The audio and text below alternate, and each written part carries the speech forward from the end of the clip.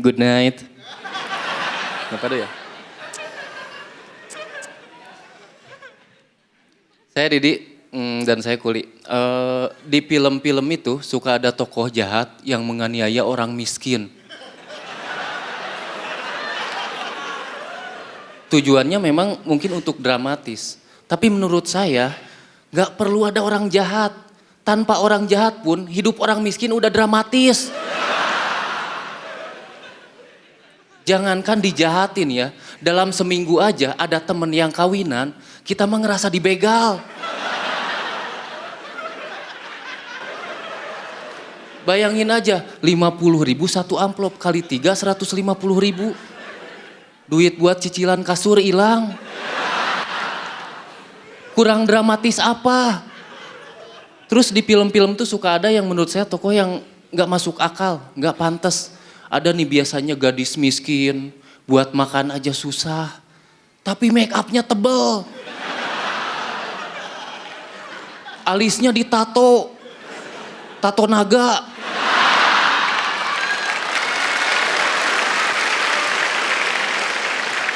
Bibirnya, wow, gurih-gurih nyoy. Orang miskin mana ada yang kayak gitu. Istri saya aja boro-boro kebeli make up. Lipstick aja pakai krayon.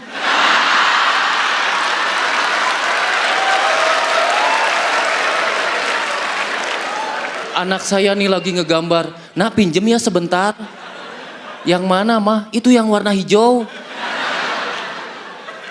Terus ada lagi tokoh tuh yang menurut saya berlebihan. Ada nih orang miskin, bajunya robek-robek. Kayak habis berantem sama macan. Mukanya dibikin hitam. Kayak atlet. Nggak jelas. Kadang-kadang saya bingung, ini orang miskin kok malas amat cuci muka.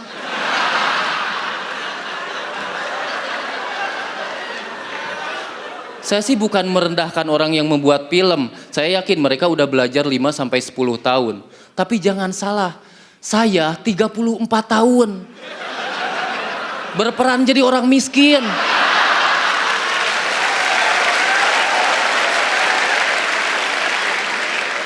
Kurang pengalaman apa saya?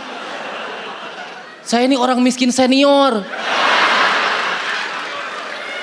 Makanya kalau ada yang bilang muka saya selalu sedih, itu karena mendalami peran.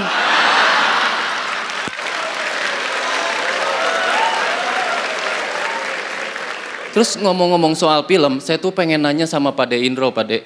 Kenapa sih hampir di setiap film warkop itu selalu ada orang miskin diceburin ke empang?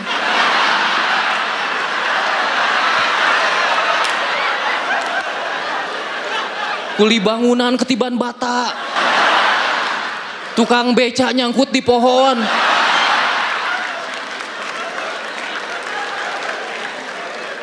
Itu pesan moral apa yang ingin disampaikan?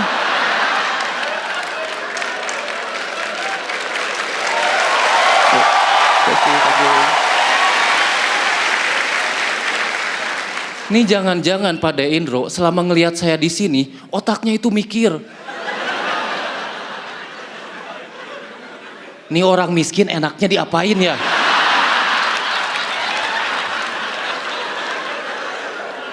Dibotakin kayaknya lucu. Oh my God. Terus kalau saya nonton film itu biasanya tuh ada tulisan di samping TV tuh. BO, bimbingan orang tua. Nah saya tuh bingung dengan hal itu. Jujur yang namanya membimbing setahu saya membimbing anak ngaji, ngebimbing anak sholat. Nah sekarang saya disuruh ngebimbing anak nonton Naruto.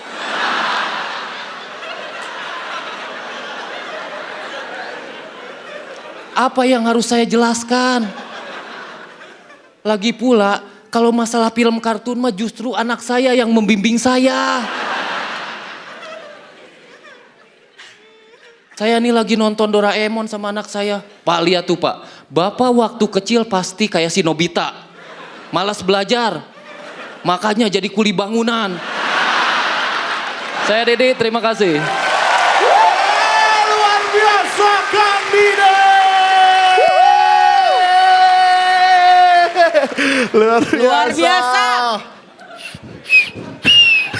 Aduh, apa ya? Saking luar biasa.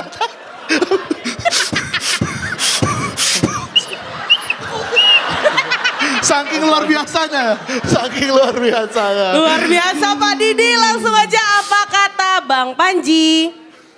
90% dari setnya itu adalah penulisan materi yang berdasarkan persona. Ya, jadi core-nya itu datang dari persona, datang dari menjadi orang miskin. Dan bagus-bagus banget semuanya. Ih, dicatat satu persatu tuh. Cicilan kasur, ya Allah. Kelas menengah tuh ngerti nyicil mobil, nyicil motor, nyicil kasur. Kasihan bang. Bang, kasihan bang.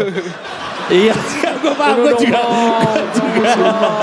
Parah bang Panji. Ini Gue kawan juga kami. paham, gue paham. Jadi yang menarik adalah betapa cermatnya Kang Didi. Saya teh bingung, Kang Didi tuh ngakunya miskin, tapi kok cara pikirnya tuh nggak kayak orang miskin. Cara pikirnya tuh cerdas banget gitu. Dia barusan bikin set, nyusun set dari cara sudut pandang orang miskin, ngelihat bagaimana film memportray atau menggambarkan orang miskin, kan gitu poinnya. Gua mah lebih pengalaman jadi orang miskin daripada orang miskin yang lu tampilin di TV, kan gitu kan. Itu kan sudut pandang yang tidak ada komika di Indonesia yang punya sudut pandang itu cuman Kang Didi seorang, dan itu tahu nggak kenapa? Kenapa Kang Didi seorang yang punya kayak gitu? Karena yang lain nggak miskin. Kasih Bang. Gokil. Kasih ini dulu dong, sekali dong. Nah, mantap. Silakan calon tong. Karena gokil. Kalau gokil kasih ini. Maaf. Itu tadi dagunya bisa bunyi. Bibir. Itu bukan dagunya, dia tuh giniin bibir bawah. Maaf nih Cak, sorry itu tadi bunyi ginjal Cak.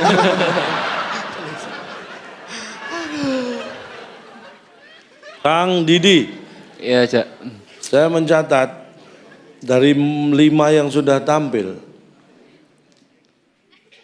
Ridwan Remin memang karena penulisannya yang luar biasa. Tetapi Coki, Deswin, dia tidak lepas dari karakternya.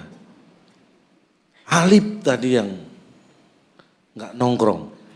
Padahal dia anak nongkrongan. Dia lepas dari karakternya dan dia dalam kondisi bahaya. Dan Kang Didi kembali lagi memasukkan ke track bahwa ini menunjukkan Anda ini miskin struktural. Miskin struktural. Itu miskin yang sudah tidak bisa diganggu gugat. Kasihan Cak. Mungkin suatu saat dan mudah-mudahan dan saya mungkin yakin juga Kang Didi akan sukses dan kaya. Amin. Dan yang terbukti walaupun kondisi relatif miskin tapi cara berpikir Anda sama sekali tidak miskin. Itu yang penting. Kasih. Very good job. Berikutnya silakan Pak D mempertanggungjawabkan ya ini. Kenapa ada tukang Pertanyaan band? tadi, Iya, film silakan. itu loh Pak D. Iya Pak D. Bukan saya loh Pak D ini. Ini. Kang Didi loh Pak D. Tolong Pak D. Ya Pak D. Kang Didi, jadi motivasi saya yang ingin saya katakan pada penonton film, janganlah jadi miskin. Karena menderita. Udah miskin harus dicemplungin ke kolam. Itu sebenarnya. Makanya berusahalah kuat-kuat. Kira-kira seperti Kang Didi ini. Kasih. Keren ngelesnya. Miskin itu musuh bangsa Kang Didi. Ya, itu yang harus diingat. Pokoknya mah kompor gas weh. Kasih. Oh,